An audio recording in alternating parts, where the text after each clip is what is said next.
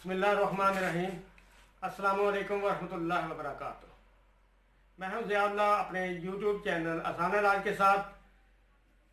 और मैंने सबसे पहले जो वीडियोस बनाई थी और मैं आपसे कहा था कि मैं कभी ना कभी कोई रूहानी अमल आपकी खिदमत में पेश किया करूँगा। तो आज इस सिलसिले में मैं एक रूहानी अमल आपकी खिदमत में पेश कर रहा हूँ। आप जब चाहे इसे इस्तेमाल करें, क्योंकि ये इस्लामी अमाल होते हैं, इनके लिए किसी इजाज़त की ज़रूरत नहीं होती। जो इस्लामी आयात पढ़ने की इजाज़त तलब करते हैं वो इनकी किस चीज़ की इजाज़त होती है? हर चीज़ की इजाज़त होती है, हर आदमी को इजाज़त होती है। जो मर्जी जो दिल चाहे वो पढ़ ले, इससे कोई मसला नहीं होता। तो ये मैं आपको पहले एक वाक़या सुना दूँ ताकि आपको इसकी वज़ाहत हो जाएगी। एक बुजुर्ग बैठे हुए थे तो उनके पास एक और आदमी बैठा हुआ था।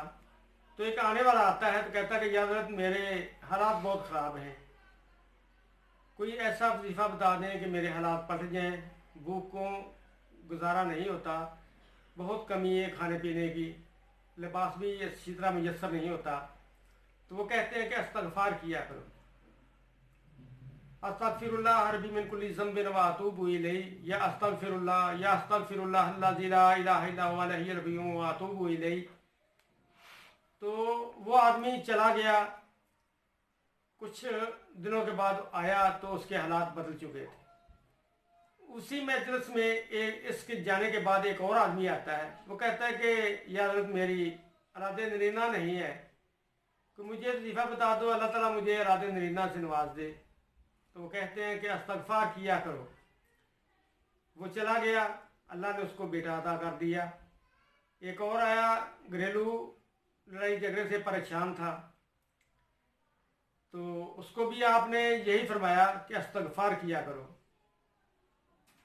वो चला गया तो वो आदमी पूछता है कि याद रख, पहले ने घरेलू परेशानियों का इजहार किया कि मेरे पास खाने पीने के लिए नहीं है, दौलत नहीं है, तो आपने उसे इस्तग़फ़ार का मशवरा दिया। दूसरा आया, उसकी औलाद नहीं थी, तो आपने उससे भी इस्तग़फ़ार का बताया। और तीसरा लड़ाई झगड़े से परेशान, तो आपने उससे भी इस्तग़फ़ार का बताया।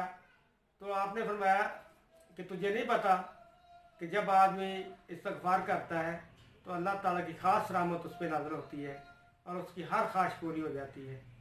तो मेरे दोस्तों और भाइयों, ये अमल बहुत अच्छा है, अपनी ज़िंदगी का जुज़ बना लें। लेकिन ये नहीं होना चाहिए इधर इस्तग़फ़ार किया और उधर बेहयाई के काम करने शुरू कर दिए, चोरी शुरू कर दी, डाके मारने शुरू कर दिए, झूठ बोलना शुरू कर दिया। इस्तग़फ़ार का मतलब ये है कि अल्लाह ताला हमारे गुनाहों को माफ़ कर दे। अगर गुनाहों की माफ़ी मिल गई तो उस आदमी के दीनों दुनिया संवर गए। लेकिन ये नहीं होना चाहिए कि इस्तग़फ़ार भी पढ़ते चले जाएँ, झूठ भी बोलते चले जाएँ, इस्तग़फ़ार भी करते चले जाएँ और फ्रॉड भी लगाते चले जाएँ, कम तोलते चले जाएँ। ऐसे में बरकत नहीं होती। इसलिए जब इस्तग़फ़ार करनी है तो दिलो जान से करनी है।